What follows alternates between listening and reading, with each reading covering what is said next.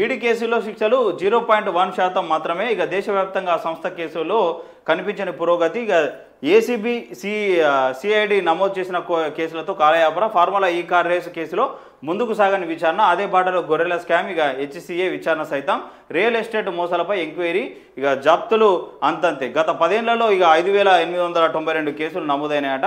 ఇక రాష్ట్రంలో ACB CID department నమోదు చేస్తున్న కేసుల వివరాలను ఈడీ తీసుకొని enforcement case information report ECIR నమోదు చేయడం తప్ప కేసుల పురోగతి ఏమాత్రం కనిపించడం లేదని విమర్శలు వస్తున్నాయి. ఆ శాఖ అమలు చేస్తున్న శిక్షలు పర్సెంటేజ్ 0.1% ఉందని తేలింది. గత 10 ఏళ్ల కాలంలో ఈడీ నమోదు చేసిన కేసుల్లో విచారణ ముందుకెళ్లడం లేదని తెలుస్తున్నది. అధికారుల కొరత, అధిక మొత్తంలో నమోదవుతున్న కేసులతో శిక్ష విధింపులు చాలా తక్కువగా నమోదవుతున్నాయి. ఇదివరకు ఈడీ విచారణ చేస్తుందంటే రాష్ట్ర స్థాయిలో అధికారులు హడలెత్తేవారు. ప్రస్తుతం జరుగుతున్న కేసుల విచారణలో జరుగుతున్న జాప్యంతో ఆ పరిస్థితులు లేవని తెలుస్తున్నది. ఇక 8 కేసుల్లో 15 మంది మాత్రమే శిక్ష పడ్డారు. దేశవ్యాప్తంగా 2015 నుంచి 2025 వరకు ఈడీ నమోదు చేసిన కేసుల్లో ఇక prevention of money laundering act చట్టం కింద ప్రత్యేక కోర్టులు 8 కేసుల్లో మాత్రమే 15 మందికి శిక్ష విధించినట్టు ఇటీవల కేంద్రం వెల్లడించింది. నమోదైన కేసుల్లో శిక్ష శాతం 0.1% మాత్రమే అమలు జరిగినట్లు తెలుస్తున్నది. గత 10 ఏళ్ల కాలంలో ఇక పిఎంఎల్ఏ చట్టం కింద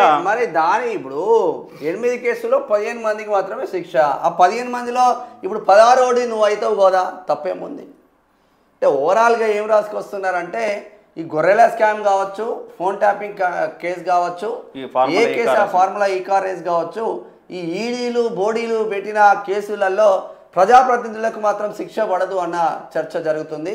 ఒకవేళ ఎవరికైనా పడితే అధికారులకే మళ్ళీ శిక్ష అడగ సాధిస్తారు.